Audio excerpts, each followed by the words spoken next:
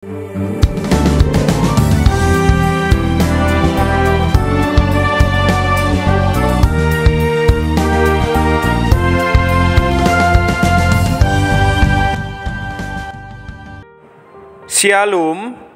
selamat pagi Bapak Ibu Saudara yang dikasihi Tuhan. Selamat berjumpa kembali dalam Mutiha Hanguluan, renungan harian pagi ini. Jumat, 6 Desember 2024. Dengan bacaan Alkitab dari Mazmur pasal 65, ayat 1 sampai 14. Yang menjadi ayat renungan harian hari ini adalah Mazmur pasal 65 ayat 4. Demikian firman Tuhan. Karena bersalah, bila mana pelanggaran-pelanggaran kami melebihi kekuatan kami, Engkaulah yang menghapuskannya. Tuhan berkuasa menghapus dosa. Seorang anak kecil memecahkan vas bunga kesayangan ibunya. Dengan hati yang berdebar, ia menyembunyikan pecahan vas tersebut di bawah karpet, berharap ibunya tidak menyadari.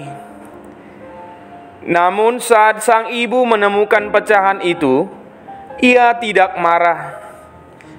Sebaliknya, ia mendekap anaknya sambil berkata, "Apapun yang terjadi, Mama tetap menyayangimu."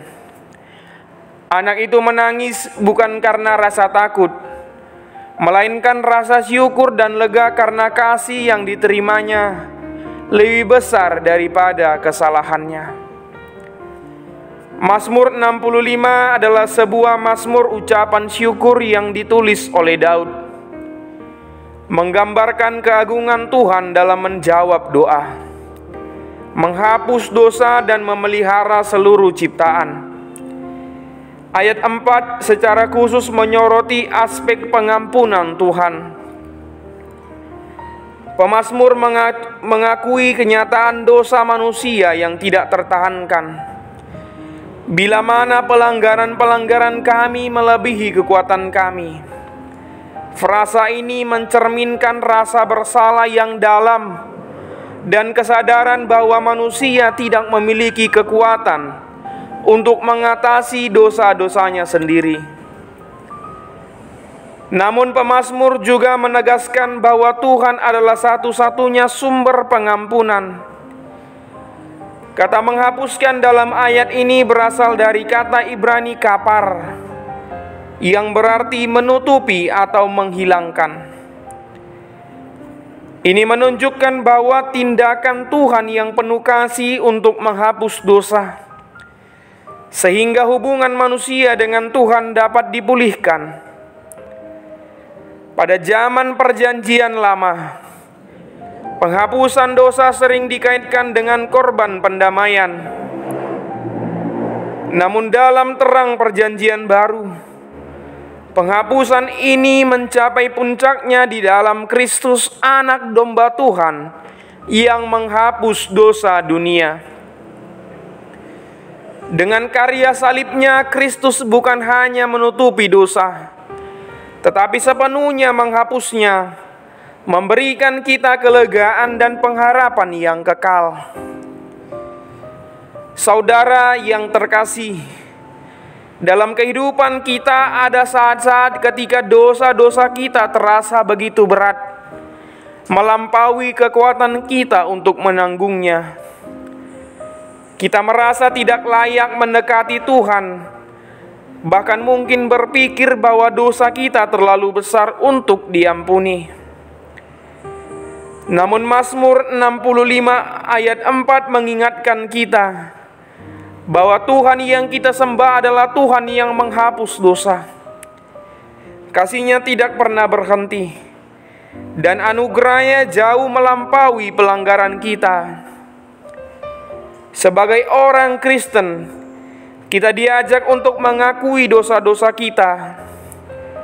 Tuhan tidak menuntut kesempurnaan, tetapi hati yang mau datang dengan jujur kepadanya. Mengakui dosa adalah langkah pertama menuju pemulihan. Pengampunan Tuhan harus mendorong kita untuk hidup dalam ketaatan dan kasih, sebagai wujud rasa syukur kita atas kasih karunia-Nya.